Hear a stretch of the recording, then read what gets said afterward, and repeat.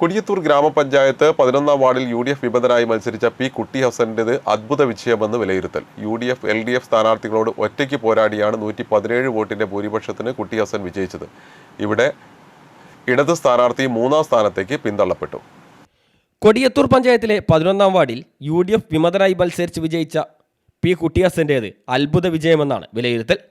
UDF സ്ഥാനാർത്ഥിയായ കോൺഗ്രസിലെ റഹ്മത്തുള്ളയെയാണ് കുട്ടി ഹസൻ പരാജയപ്പെടുത്തിയത്.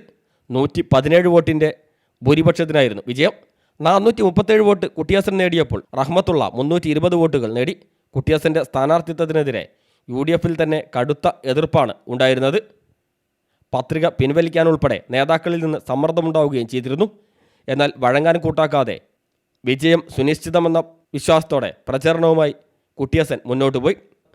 11ാം വാർഡിൽ ത്രികോണ മത്സര പ്രതീതി ഉയർന്നെങ്കിലും പല ഘട്ടത്തിലും മത്സരം UDFും LDFും തമ്മിലാണെന്ന തരത്തിലായിരുന്നു വാർത്തകൾ വന്നിരുന്നത്.